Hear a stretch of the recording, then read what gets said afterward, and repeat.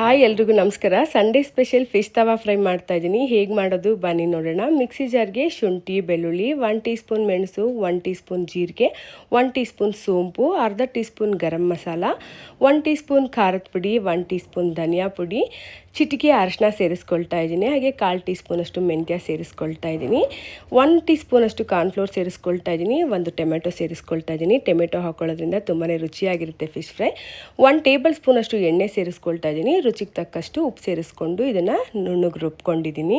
ಈಗ ಮಸಾಲೆ ಹಚ್ಕೊಳ್ತೀನಿ. ಈ ಫಿಶ್ಶು ಕಾಟ್ಲಾ ಫಿಶ್ಶಿಗೆ ಚೆನ್ನಾಗಿ ಮಸಾಲೆ ಹಚ್ಚಿದ್ಮೇಲೆ 1-2 ಅವರ್ಸ್ ಆದರೂ ಬಿಡಬೇಕಾಗತ್ತೆ.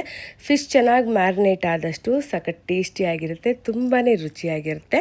ಒಂದು ವೇಳೆ ನಿಮ್ಗೇನಾದರೂ 2 ಅವರ್ಸ್ ಸಮಯ ಇಲ್ಲ ಅಂದರೆ ಒಂದು ಅರ್ಧ-ಮುಕ್ಕಾಲು ಗಂಟೆನಾದರೂ ಫಿಶ್ನ ಚೆನ್ನಾಗಿ ಮ್ಯಾರಿನೇಟ್ ಮಾಡ್ಕೋಬೇಕಾಗತ್ತೆ.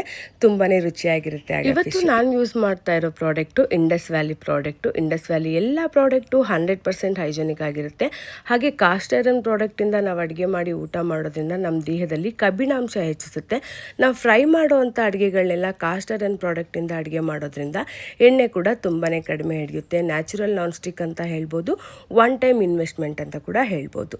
ನಿಮಗೂ ಪ್ರಾಡಕ್ಟ್ ಬೈ ಮಾಡೋ ಇಂಟ್ರೆಸ್ಟ್ ಇತ್ತು ಅಂದರೆ ನನ್ನ ಕೂಪನ್ ಕೋಡ್ ಯೂಸ್ ಮಾಡಿ ಬೈ ಮಾಡಿದ್ರೆ ಎಕ್ಸ್ಟ್ರಾ 12% ಡಿಸ್ಕೌಂಟ್ ಸಿಗುತ್ತೆ. ವಿಡಿಯೋ ಇಷ್ಟ ಆಗಿದ್ರೆ ಲೈಕ್ ಮಾಡಿ. Thank you.